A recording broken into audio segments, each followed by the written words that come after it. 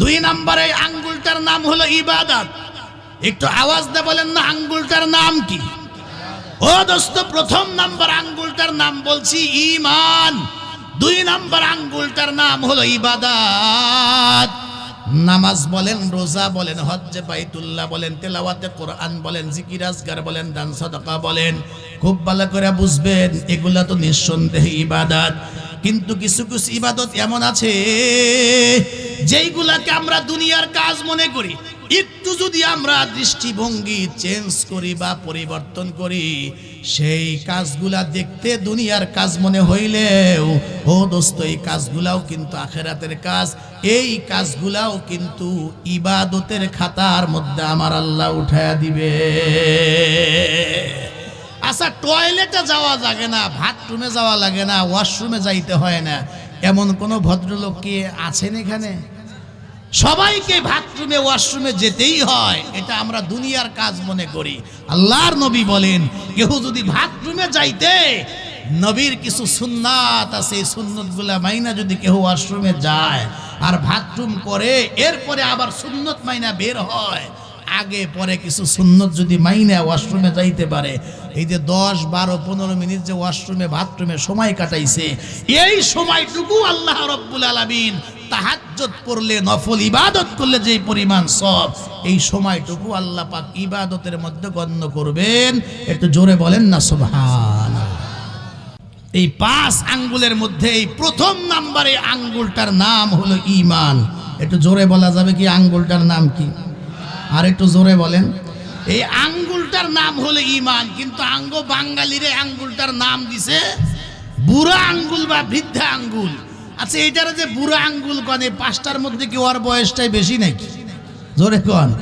আবার বাঙালিরে সময় মতো আঙ্গুল দেখালে কিন্তু রাগও হয়। রাগ হয় কি না কন? এই আঙ্গুল দেখাবেন কিছুই বলবেন না, রাস্তা চেনেন না, যদি আঙ্গুলটা দেখেন রাগ হয় না, এই 4 আঙ্গুলটা দেখান তাও রাগ হয় না, 2 হাতটা দেখেন তাও রাগ হয় না। আপনি যদি মুখের সামনে গিয়ে এখন যে এই দিক দিয়ে যান গা, কথা কন রাগ করবে না? করবে না। তো এই আঙ্গুল দেখালে মানুষ মাঝে মাঝে মনও খারাপ করে। এটার নাম যে বুড়ো আঙ্গুল বলে তার কারণও আছে। দেখেন এই সবগুলো আঙ্গুলের উপরে ওর মাথাব্বরি আঁকা চলে, কারণ এই হলো ঈমান। ঈমান না থাকলে অন্যান্য আমলের কোনো দাম নাই। ঈমান আছে, এক আছে তো ডান পাশে শূন্যর দাম আছে, শুরুতে এক নাই, হাজারো জিরোর কোনো দাম নাই। কথা কন, কথা ঠিক কিনা? ঈমানের সাথে নামাজ আছে তো নামাজের দাম আছে, ঈমানের পরে রোজা আছে তো রোজার দাম আছে, ঈমানের পরে মাহফিল আছে তো দাম আছে, ঈমানের পরে দান আছে তো দাম আছে। ঈমান থাকার পরে যতগুলি আমল করবে, এই জিরের মতো একের দাম যেমন বেড়ে যায়, ঠিক ঈমানের সাথে ভালো কাজ করলেও আল্লাহ রাব্বুল আলামিন বান্দার ঈমানকে বাড়ায়া দেন। একটু জোরে বলেন না সুবহানাল্লাহ। এজন্য আঙ্গুলটার নাম হলো ঈমান। যেহেতু দামি বস্তু, এজন্য এই দামি বস্তুর শত্রু কিন্তু বেশি। ঈমান নষ্ট হয় এমন কথা বলা যাবে না, ঈমান ধ্বংস হয় এমন আকীদা পোষণ করা যাবে না, ঈমান ধ্বংস হয় এমন দরবারে যাওয়াও যাবে না। আওয়াজ দা কথা কন না, কথা ঠিক কিনা? এ বাংলাদেশে বহু দরবার আছে যেই দরবারে গেলে ঈমান হরণ হয়, ঈমান ছিনতাই হয়, ঈমান চুরি হয়ে যায়, বান্দার খবরও থাকে না। আল্লাহ ঈমান হেফাজত করার তৌফিক দান করেন, আমিন করেন। 2 নম্বরে আঙ্গুলটার নাম হলো ইবাদত। একটু আওয়াজ দিয়ে বলেন না আঙ্গুলটার নাম কি? ও দোস্ত, প্রথম নাম্বার আঙ্গুলটার নাম বলছি ঈমান, 2 নম্বর আঙ্গুলটার নাম হলো ইবাদত।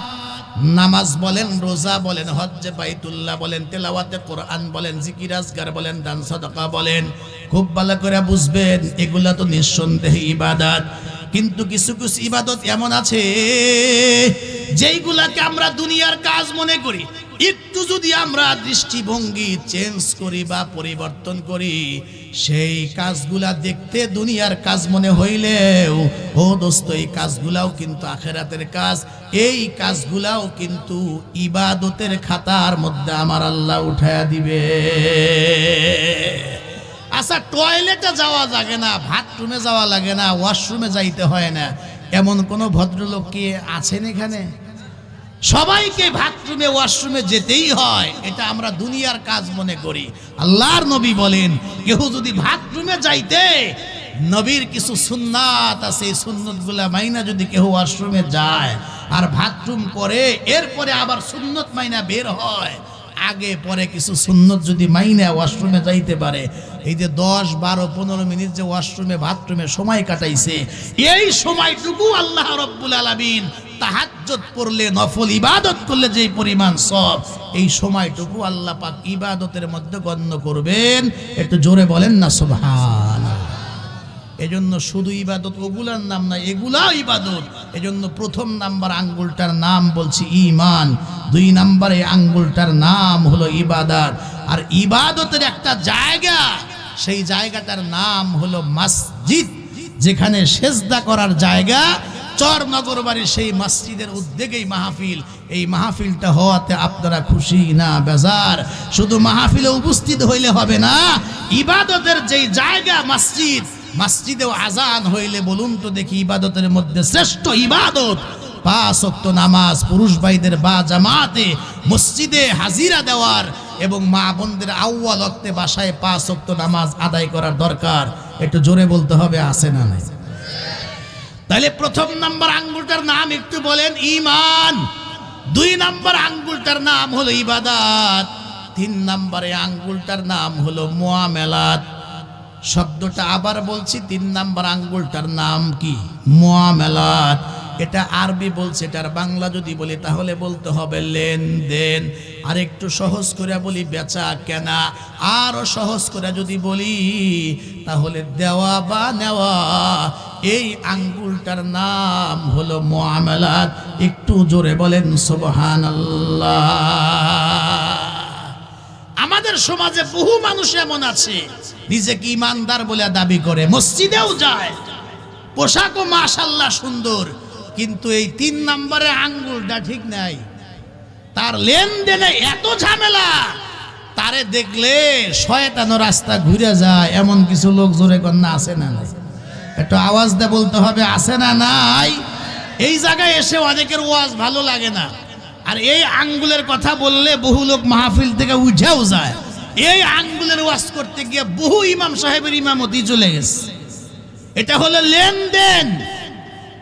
আমাদের লেনদেন ঠিক নাই, খুব ভালো করে বুঝবেন। এই জন্য 3 নম্বর আঙ্গুলটা যদি আপনারা একটু খেয়াল করে দেখেন, এই সোজা করলাম, বলেন তো এই 5টার মধ্যে কোন আঙ্গুলের মাথাটা সবার উপরে? আরো জোরে বলেন। এই 3 নম্বর আঙ্গুলটার মাথা হলো সবার উপরে। কেন? এটার গুরুত্ব অনেক বেশি। রশি ধরতে হবে 5 আঙ্গুল দিয়া। আপনারা খেয়াল করে দেখবেন, যদি এই পাশ থেকেও ধরা যায়, এই পাশ থেকে ধরা যায়, কিন্তু মাঝখানের আঙ্গুলটা বাদ দিলে রশি কোনোভাবেই ধরা যায় না। এজন্য লেনদেনের গুরুত্বটা জোরে কন্যা কম না অনেক বেশি? আরো জোরে কন্যা কম না অনেক বেশি? আপনারা তো আমার পুরাতন লোক, আমি মাঝে মাঝেই বলি, অনেক লোক আমার এই ওয়াজ আগেও শুনছেন। আমি নিজে 2 কেজি গরুর গোস্ত কিনছি, পাশে আমি যখন গোস্ত মাপ দেয় আমি জিগাইলাম যে এত বেশি, কয় হুজুর খায়া দোয়া করেন। দোয়া তো করবো, তাই বলে এত বেশি তো আমার জীবনেও কেউ দেয় না। কয় হুজুর কথা বাড়ায়েন না, তো সব জায়গা কি লাভ করা লাগবো? জীবনে বহু লাভ করছি, বহু আল্লাহ টাকা পয়সা দিছে। তা পাশের দোকানে গিয়া করলাম, ভাই দেখেন তো কতটুকুন বেশি দিছে। মাপ দেখা হুজুর বেশি না, 200 গ্রাম কম দিছে। দিতে মনে হয় খুব বেশি দিছে, কিন্তু আসলে বাস্তবে 200 গ্রাম কম দিছে। আছে না নাই? আছে না নাই? কথা কন না গা, বহু আছে। আবার দোকানদারের কথা বললাম, আবার কাস্টমারও আল্লাহ রহমতে এমন কাস্টমার বহু আছে, দোকান থেকে মাল খাইতে খাইতে 5,000 টাকা বাকি হয়ে গেছে, 6,000 টাকা বাকি, 10,000 টাকার উপরে বাকি। হে বেচারা মাল আনে কি দিয়া কন্ত? হে আর ওই বাজারেও যায় না, দোকানদারের সাথে দেখাও করে না। মসজিদের রাস্তায় দেখা হলে আর এক দিক দিয়ে ঘুরে আর এক মসজিদে যায়। এরকম কাস্টমারও কথা কন্যা আছে না নাই? তাহলে বোঝা গেল আমরা যারা ব্যবসায়িক দোকানদার, যারা আমাদের লেনদেন ঠিক করতে হবে, যারা কাস্টমার আমাদের ভালো হওয়া দরকার আছে। জোরে কন্যা কথা ঠিক কিনা? আমি কোনো এক শহরে, এই এলেঙ্গে তো আছি 12 বছর, এর আগে বগুড়া শহরে থাকা অবস্থায় এক বাসায় গিয়েছি। উনি হজে যাবে, তো আমারে দাওয়াত দিয়ে নিয়ে কয় যে হজে যাবে হুজুর একটু দোয়া করে দেন। কাফনের কাপড় কিনছি, আল্লাহ যেন ওই দেশে রাখে, জান্নাতুল বাকিতে থাকার ইচ্ছা আছে। আর দোয়া করার আগে কয় হুজুর দোয়া করেন, 2টা ছেলে, জায়গা জমি যা আছে ঝামেলা শেষ দিছি, সমানভাবে ভাগ করে দিছি, যাতে ঝামেলা কোনো না হয়, কোনো দায়ভার আমার উপরে না আসে। তা আমি বললাম যে কাফনের কাপড়ও কিনছেন, সবই ঠিক আছে, ওই দেশে থাকবেন, তো ছেলেদের মধ্যে সম্পদ ভাগ করে দিলেন, তাহলে তো হাজী সাহেব মেয়ে নাই তো? হুজুর বলেন কি, আল্লাহর মালা আমার একটা মেয়েও আছে। দুই ছেলেকে যে সম্পদ সমান করে ভাগ করে দিলেন, আর মেয়ের খবর কি? হুজুর মন খুলে আল্লাহর কাছে দোয়া করে দিস। এরকম কিছু শয়তান আছে না? কথা বল না কেন? এরা পাক্কা শয়তান। ওরা মাঝখানের আঙ্গুল ঠিক নাই তো, ছেলেদের সব সম্পদ ভাগ করে দিয়ে দিছে, মেয়েদেরকে দেয় নাই। ভাইয়েরা সম্পদ সব নিয়ে নিয়েছে, কিন্তু বোনও যে ভাইয়ের অর্ধেক সম্পদ পাওয়ার কথা ছিল, বোনদের সম্পদ দেয় নাই। কতক্ষণ এমন লোক আছে না নাই? ভালো করে মনে রাখবেন, তোর মাঝখানের আঙ্গুল ঠিক নাই ভাই। যেহেতু মাঝখানের আঙ্গুল ঠিক নাই, রশিও ধরতে পারবা না, আল্লাহর জান্নাতেও তুমি যাইতে পারবা না। জোরে কন্যা কথা ঠিক কিনা? রাগ হইলেন কি আপনারা? সোজা কথা, লেনদেন ঠিক নাই, মাঝখানের আঙ্গুল ঠিক নাই, জান্নাতে যাইতে পারবেন না। বড় কঠিন ব্যাপার। সে যখন কয় যে মেয়ের জন্য দোয়া করে দিছি মন খুলে, যখন নামতেছি পিছন দিক থেকে জামা টান দেখা, হুজুর জান কই দোয়া? আমি বললাম যে আমার দোয়া দেখে আপনার হজ হবে? আপনার সঙ্গে হজ করতে যায় আর তোয়াব করতে গিয়ে যত লোকের ধাক্কা লাগবে, ওরই তো হজ হবে না। কথা ঠিক কিনা? কথার কথা আর কি, ওরই তো হজ হবে না। আপনি সম্পদ ছেলেদেরকে বন্টন করে দিয়ে দিলেন, মেয়েদেরকে দোয়া করে দিলেন মেয়ের জন্য, আপনার সঙ্গে যার ধাক্কা লাগবে ওরই তো হজ হবে না। আমার মতো সাইফির দোয়া দিয়ে আপনার হজ কবুল হবে না। এজন্য মাঝখানের আঙ্গুলটা ঠিক রাখার দরকার। একটু জোরে বলেন না, আছে না? আবার বহু মানুষ এমন আছে, দাড়ি পাইকে গেছে, চাচা হয়ে গেছে, কবরে যাবে, কিন্তু চাচির ওই যে মহারানা 10,000 টাকা 20,000 টাকা আজও পর্যন্ত দেয় নাই। আছে না নাই কাকা? কথা কন না, আছে কিনা? আবার বহু লোক কয় যে হুজুর অসুবিধা নেই, আমি মাপ নিছি। আবার মাপ নেওয়ার সিস্টেমটাও কি এমন, তালে ফেলে মাপ নিছে, মশারের নিচে যায়টাই না। শেষ পর্যন্ত যখন বাহানা ধরছে, এখন মেয়েটা করবে কি, শেষ পর্যন্ত বাধ্য হয় কয় ঠিক আছে আপনি ঢোকেন, আমি আল্লাহর হস্তে মাফ করে দিছি। ওই যে আঙ্গয়াক হুজুর বলছে, রাস্তার মধ্যে পিস্তল ঠেকায়া 2টা মাহফিলের হাদিয়া, মোবাইল টোবাইল যা ছিল সব নিয়ে নিস। এবার রাস্তার মধ্যে আবার যখন হুজুর রওনা করছে, পিছন দিক থেকে ডাকে, হুজুর দাঁড়ান, হুজুর সব কিছু নিলাম, মনে কোনো দুঃখ টুকু নাই তো? কয় না, মোটেই দুঃখ নেই বাবা, তুই যে আমারে গুলি করস নাই তাই তো বেশি। এখন পিস্তল হাতে নিয়ে কয় হুজুর তাহলে আঙ্গুর জন্য দোয়া করেন। কত জন্য 1000বার দোয়া করি, আল্লাহ তোর ভালো করুক। এই যে পিস্তল দেখায় দোয়া নেওয়া আর মাপ নেওয়ার যে অবস্থা, মশারির নিচে না গিয়া, বন্ধের সম্পদ না দিয়া, বিভিন্ন বাহানায় এই মাফ করায় নেওয়া, একই সিস্টেম, একটু ব্যবধান নাই, মাফ হয় নাই, মাঝখানের আঙ্গুল ঠিক নাই, লেনদেন ঠিক নাই, কিয়ামতের মাঠে রশি ধরতে পারবো না, জান্নাতে যেতে পারবো না। জোরে কন্যা কথা ঠিক কিনা? আমার মা বোনেরা, যুবক ভাইয়েরা, মুরব্বী আব্বারা, রাগ হবেন না। আমি বলছি এই 5 আঙ্গুলের নাম হলো পরিপূর্ণ দিন। প্রথম নাম্বার আঙ্গুলটার নাম বলছি ঈমান, 2 নাম্বার আঙ্গুলটার নাম বলছি ইবাদত, 3 নাম্বার আঙ্গুলটার নাম হলো লেনদেন। ও দোস্ত, কিয়ামতের ময়দানে এই জন্যই তো পয়গম্বর বলছেন, ও সাহাবীরা তোমরা কি বলতে পারবা সবচাইতে বড় অসহায়, সবচাইতে বড় কাঙ্গালকে, মিসকিনকে? সাহাবায়ে কেরাম তখন ডাক দিয়া বললেন, ইয়া রাসূলুল্লাহ, সবচাইতে বড় অসহায় হলো ওই যার কোনো টাকা নাই, পয়সা নাই, ধন সম্পদ নাই, অথবা হাত পা কোনো অঙ্গ প্রত্যঙ্গ নাই, এই লোকটা তো বড় অসহায় আর মিসকিন, কাঙ্গাল, অসহায়। আল্লাহর পয়গম্বর বলেন, না না, আমি দুনিয়ার হাইসিয়তে জিজ্ঞেস করি নাই, আমি আখিরাতের লাইনে জিজ্ঞেস করেছি। শোনো, ওই লোকটাই হলো সবচাইতে বড় অসহায় আর কাঙ্গাল। বলে কোন লোক? আল্লাহর পয়গম্বর তখন নিজে বলেন, কিয়ামতের ময়দানে এক জাতীয় লোক, তার নামাজের সব, রোজার সব, একাধিকবার হজ করছেন, হজের সব, দান সাদাকা সব কিছু মিলিয়া পাহাড় পাহাড় পরিমাণ নেকি নিয়ে আল্লাহর দরবারে কিয়ামতের ময়দানে দাঁড়াবে। সঙ্গে সঙ্গে তার বিপক্ষে কিছু বাদী দাঁড়ায়া যাবে, রব্বুল আলামিনের দরবারে বলবে, মালিক, এই লোকটা আমার দুনিয়াতে আমার হক নষ্ট করেছে, আমাকে অন্যায়ভাবে থাপ্পড় দিয়েছিল, অন্যায়ভাবে আমার জমি দখল করেছিল, এই লোকটা আমার হক নষ্ট করে দিয়েছে। ওই দিন বোন দাঁড়ায়া যাবে, স্ত্রী দাঁড়ায়া যাবে। খুব ভালো করে কথাগুলি বুঝবেন। ওই দিন তো কিয়ামতের ময়দানে ঋণ পরিশোধ করবে, টাকাও নাই পয়সাও নাই, কারণ যেই কাফনের কাপড় পইরা আমি আপনি কবরের ভিতরে যাব, ওই কাফনের কিন্তু দোস্ত পকেট নাই, দুনিয়া থেকে কোনো কিছু দেওয়ার কোনো সিস্টেম নাই, দিলেও কিন্তু কোনো কাজে লাগবে না। কিয়ামতের ময়দানে তার ঋণ কেমন করে শোধ হবে? আল্লাহর পয়গম্বর বলেন, এক পাওনাদারকে রোজার সব দিয়ে দেওয়া হবে, আর এক পাওনাদারকে 5 বছর নামাজের সব দিয়ে দেওয়া হবে, আর একজনকে হজের সব দিয়ে দিবে। এমন করতে করতে উহুদ পাহাড় পরিমাণ নেক আমল সব যখন ফুরায়া যাবে, এখনো কিছু পাওনাদার দাঁড়ায়া থাকবে। আল্লাহ, আমরা তো পাইলাম না। শেষ পর্যন্ত তাদের গুনাহগুলি এই লোকটার স্কান্দে দেওয়া হবে। নবী আমার বলেন, পাহাড় পরিমাণ নেকি নিয়া সব ফুরায়া গেল, এবার অন্যের গুনাহ তার স্কান্দে নিয়া, পাহাড় পরিমাণ গুনাহ নিয়া এই লোকটা জাহান্নামের মধ্যে চইলা গেল। নবী আমার বলেন, এই লোকটাই হলো সবচাইতে বড় অসহায়, সবচাইতে বড় কাঙ্গাল। আল্লাহ আমাদেরকে হেফাজত করেন, একটু জোরে বলেন আমিন।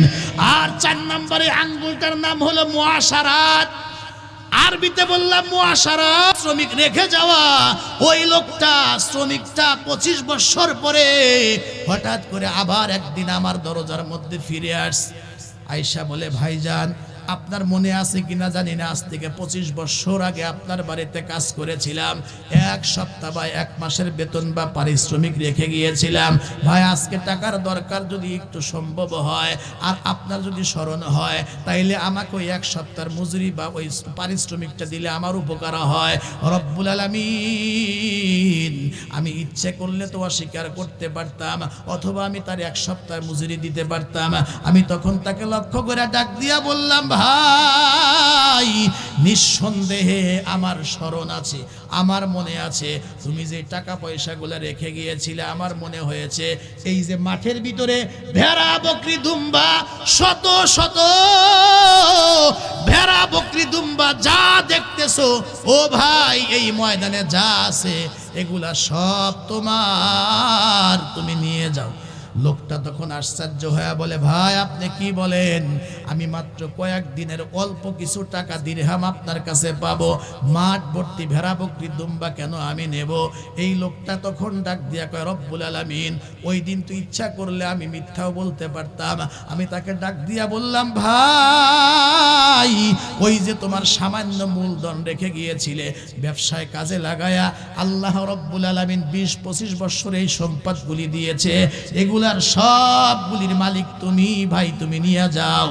রব্বুল আলামিন আমি যখন এমন করে বললাম, এই লোকটা সবগুলি ভেড়া বকরি দুম্বা সবগুলি হাঁকায়া হাঁকায়া নিয়ে গেল।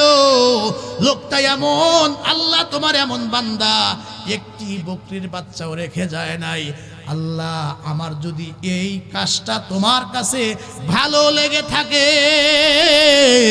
আমরা 3 জন যে আজকে বিপদের মধ্যে পড়েছি, এই কাজটা একমাত্র তোমার জন্যই করেছিলাম, যদি তোমার পছন্দ হয়ে থাকে, এই কাজের উসিলায়, এই আমলটির উসিলায় আমাদেরকে আজকে এই মহা বিপদ থেকে তুমি নাজাত দাও।